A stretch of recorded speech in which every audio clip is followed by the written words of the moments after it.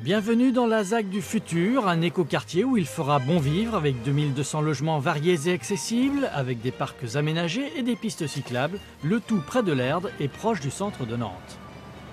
C'est la nouvelle façon de construire la ville du XXIe siècle.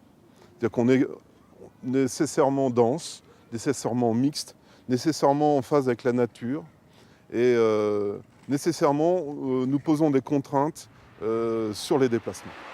Et c'est justement là que la vision idyllique s'arrête, car le matin, pour aller déposer ses enfants à la crèche, il faut jouer des coudes. Stationnement sauvage, croisement de voitures impossible, le manque de parking se fait sentir.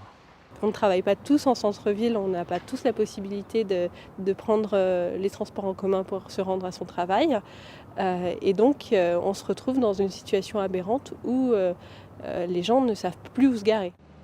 Les premiers habitants de la ZAC vivent aussi dans le bruit et la poussière et ils vont devoir patienter car il reste 1500 logements à construire d'ici 2020. Tous les jours, ça nous mine et ça monte un peu à la tête de tous les habitants autour. Et encore, nous, on n'est pas là depuis longtemps, j'imagine pas pour les autres, les voisins qui sont là depuis 2 ans. Difficile aussi de profiter de l'esprit village de Saint-Joseph-de-Porterie car les aménagements prévus ne sont pas finis quand ils ne sont pas aberrants, comme ces places de parking réservées aux handicapés mais inaccessibles.